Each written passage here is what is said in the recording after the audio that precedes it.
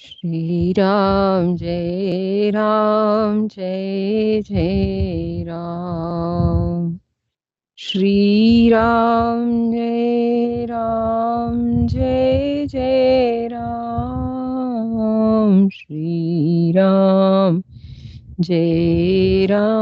जय जय राम। बोलो सियावर रामचंद्र भगवान की जय। उमापति महादेव की जय। पवन सुत हनुमान की जय। सब संतन की जय जय। सब भगतन की जय हो। गंगा मैया की जय हो। जय हो जय हो। जय जय श्री सीताराम। जय श्री राधेश्याम। हम पढ़ रहे हैं सनकादि मुनि आए हैं भगवान के पास उत्तरकांड में। भगवान बगीचे में गए हैं हनुमान जी के साथ, चारों भाइयों के साथ, और वहां पर जब वहां की सुंदरता का भगवान आनंद ले रहे हैं तो उसी समय सनकादि मुनि वहां आए हैं।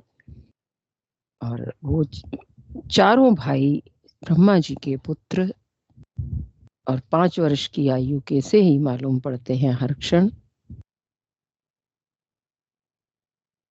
भगवान ने उनके लिए अपना पीताम्बर बिछाया है। उनकी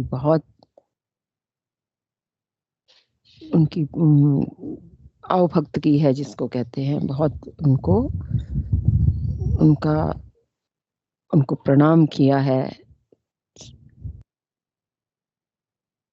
उसके पश्चात उन्होंने भगवान राम का जब स्वरूप देखा है तो उस स्वरूप में वो मगन हो गए हैं, मस्त हो गए हैं। भगवान के उस छटा को देखकर, उस स्वरूप को देखकर वो एक टक्की लगाए भगवान की ओर देख रहे हैं।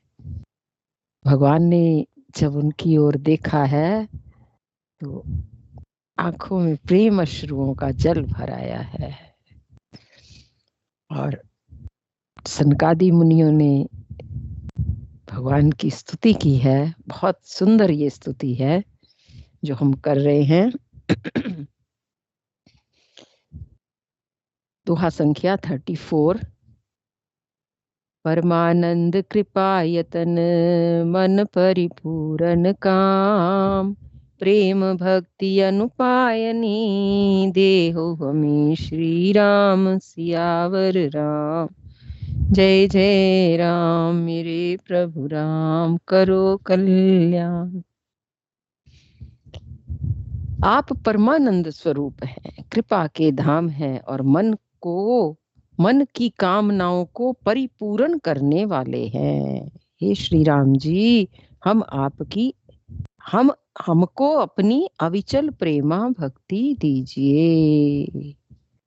पहले उन्होंने क्या कहा इससे पहले वाली चौपाई में कि आप सर्व रूप हैं, सब में व्याप्त हैं, सबके हृदय रूपी घर में सदा निवास करते हैं, अतः आप हमारा परिपालन कीजिए। राग द्वेष अनुकूलता प्रतिकूलता जन्म मृत्यु आदि द्वंद्व विपत्ति और जन्म मृत्यु के जाल को काट दीजिए। पहले तो अपनी सफाई करवाने के लिए बोला है भगवान को कि हमारा हृदय शुद्ध हो जाए, निर्मल हो जाए। और फिर कहा, हे राम जी, आप हमारे हृदय में बस कर काम और मद का नाश कर दीजिए। सबसे पहले तो हमें भगवान को विराजमान करने के लिए आसन ही बिछाना है, वहां की सफाई करनी है, फिर आसन बिछाना है, तभी भगवान विराजेंगे। हमारे हृदय में अगर राग द्वेष काम क्रोध रूपी कूड़ा करकट भरा हुआ जो है उसको हम स्वच्छ कर देंगे, किससे? वैराग्य से।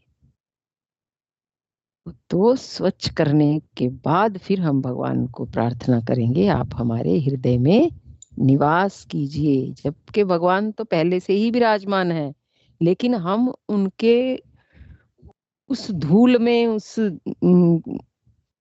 झाड़ जंकर में हम भगवान को स्पष्ट देख नहीं पाते।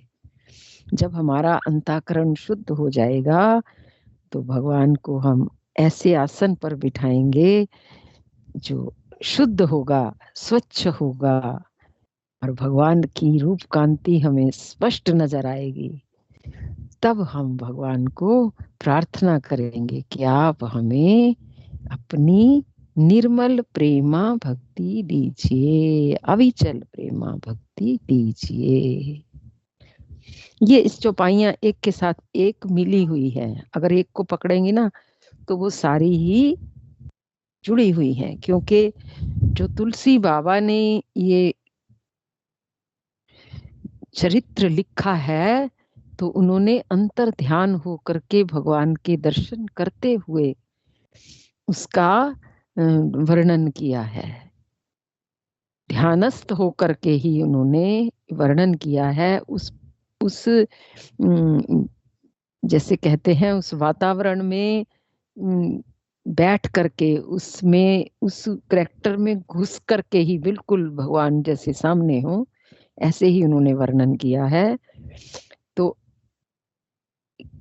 पहले भगवान की हमें विराजमान करने की वहां पे कोशिश करनी है, सफाई करके आसन बिछाकर सुंदर भगवान से प्रार्थना करनी है, आप विराजमान हो जाइए और हमें अपनी अविचल प्रेमा भक्ति दीजिए। तभी तो हम भगवान का सेवा पूजन कर पाएंगे। जब भगवान हमारे हृदय में विराजमान होंगे, देहु भक्ति रघुपति अति पावन, त्रिवद ताप भव दापन सावनी, प्रणत काम सुर धेनु कलप तरु, होई प्रसन्न दीजे प्रभु ये वर। प्रभु से मांगेंगे तो तभी ना, प्रभु हमें दीजिए यह वर। कब मांगेंगे? जब हमारा पात्र साफ होगा, क्योंकि उसमें हमें अति सुंदर, अति निर्मल वस्तु को धारण करना है। तो हमारा हृदय भी निर्मल होना चाहिए। हे रघुनाथ जी, आप हमें अपनी अत्यंत पवित्र करने वाली और तीनों प्रकार के तापों और जन्म मरण के कलेशों का नाश करने वाली भक्ति दीजिए। हे शरणागतों की कामना पूर्ण करने के लिए कामधेनु और कल्प वृक्ष रूप प्रभो, प्रसन्न होकर हमें यही वर दीजिए। हे शरणागतों की कामना पूर्ण करने के लिए कामधेनु, भगवान कामधेनु है। कामधेनु गैया के पास हम जो भी अपने इच्छा रखते हैं वो पूर्ण करती है कामधेनु, और कल्प वृक्ष के नीचे जो भी हम मांगते हैं वो पूरा हो जाता है। तो भगवान क्या है? शरणागतों की कामना पूर्ण करने के लिए कामधेनु है, कल्प वृक्ष रूप प्रभु, प्रसन्न होकर हमें यही वर दीजिए। सनकादि मुनि भी भगवान से प्रेमा भक्ति का वर मांगते हैं, अनुपायनी भक्ति का वर मांगते हैं। भाव भारिद कुंभज रघुना भव भारिद कुंभज रघुनायक, सेवत सुलभ सकल सुखदायक, मन संभव दारुण दुख दारे, दीन बंधु समता विस्तारे। हे रघुनाथ जी, आप जन्म मृत्यु रूपी समुद्र को सोखने के लिए अगस्त्य मुनि के समान हैं।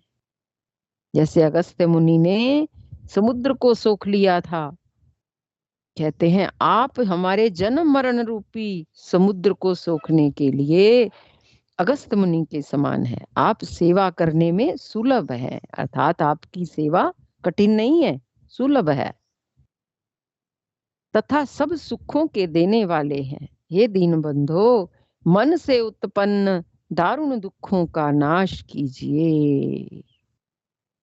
सारे दुख ही मन से उत्पन्न होते हैं, क्योंकि मन से ही हमने इस तन को अपना मान रखा है, मन से ही हमने इस संसार में आसक्तियां बांध रखी हैं, बना रखी हैं।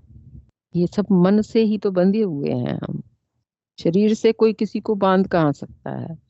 एकदम छोड़ छाड़ के सब चल देते हैं तो कहाँ पकड़ में आता है कोई। हाथों से निकल जाते हैं प्राणी, कोई नहीं पकड़ में आता। शरीर से तो बांध ही नहीं सकते हम किसी को, मन से बांध रखा है। मन से बांधने की वजह से ही शरीर से बंधे रहते हैं हम। कहते हैं हे रघुनाथ जी, आप हमें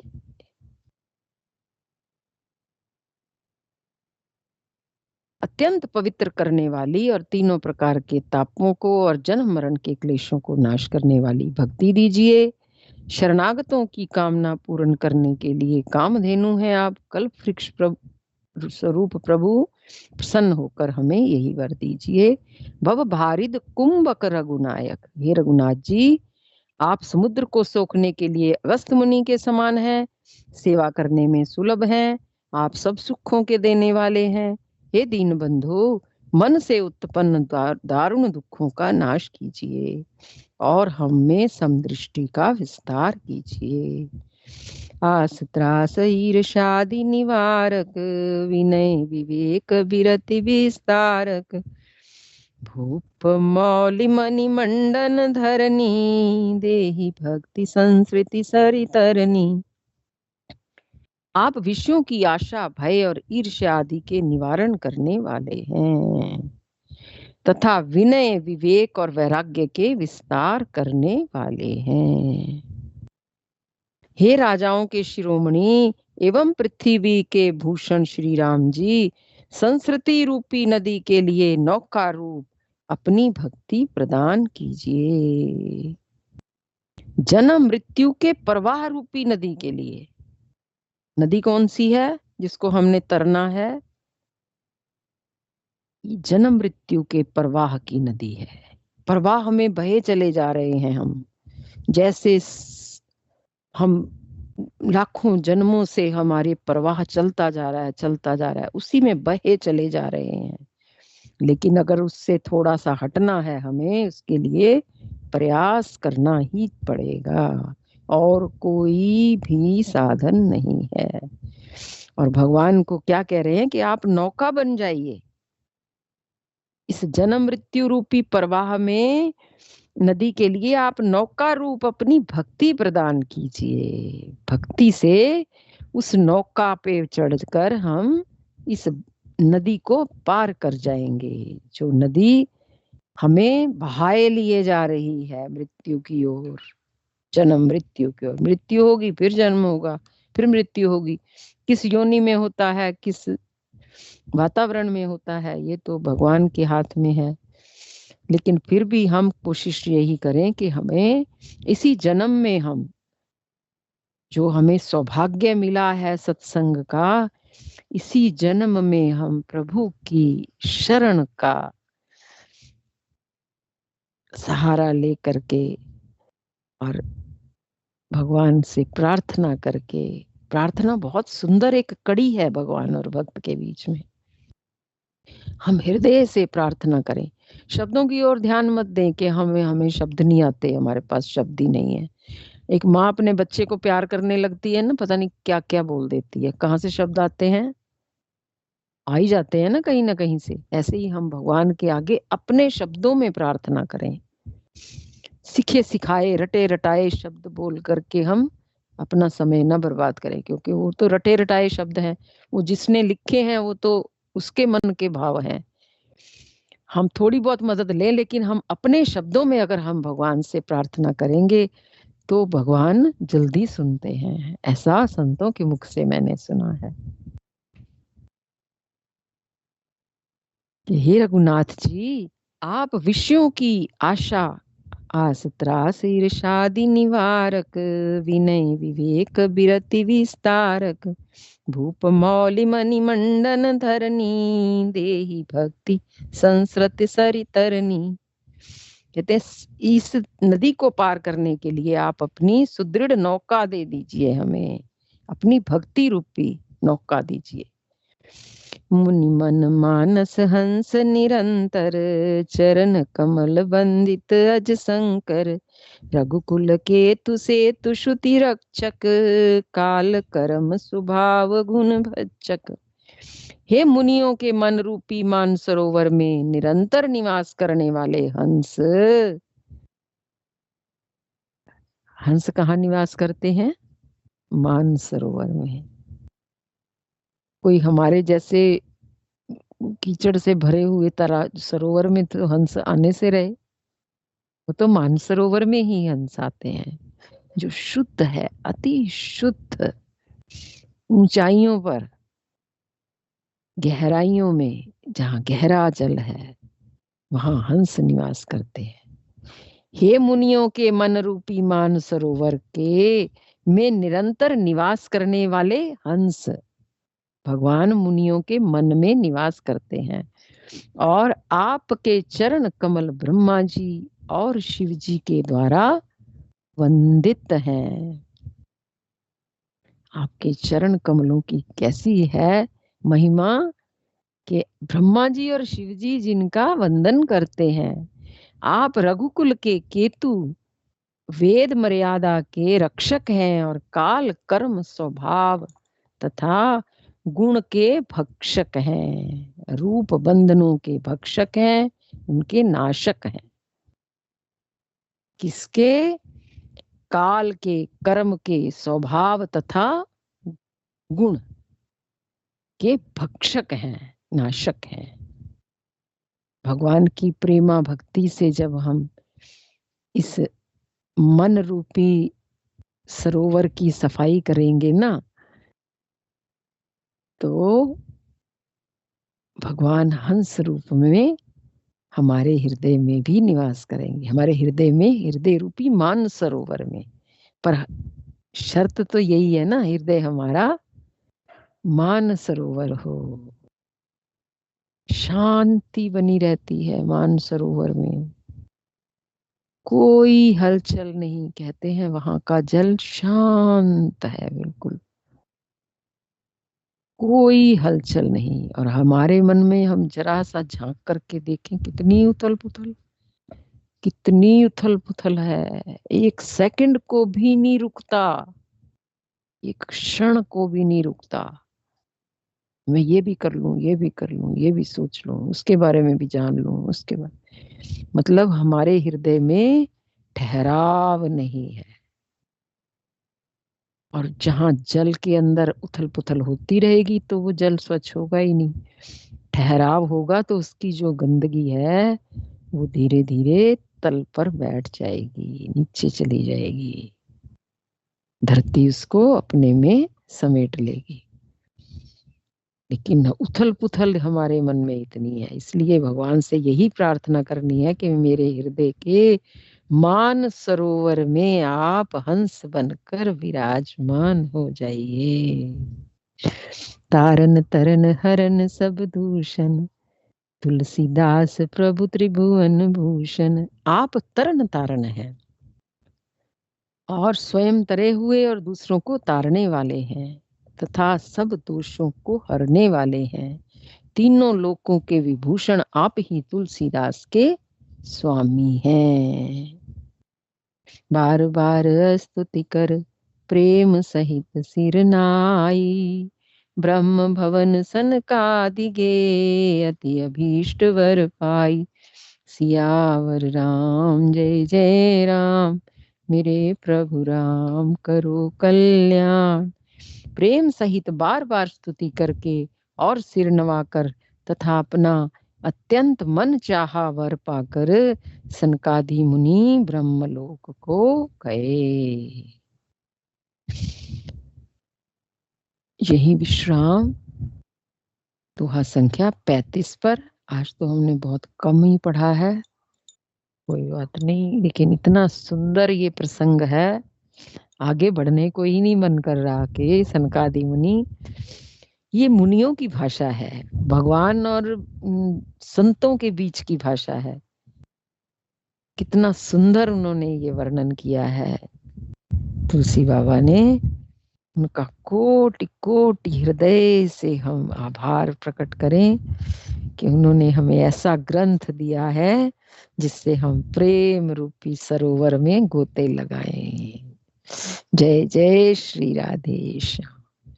श्री राम जय राम जय जय राम, श्री राम जय राम जय जय राम, श्री राम जय राम जय जय राम, श्री राम जय राम जय जय राम, सीताराम जय सीताराम, सीताराम जय सीताराम, रघुपति राघव राजा राम, पतित पावन सीताराम, श्री राम जय जय राम, श्री राम जय राम।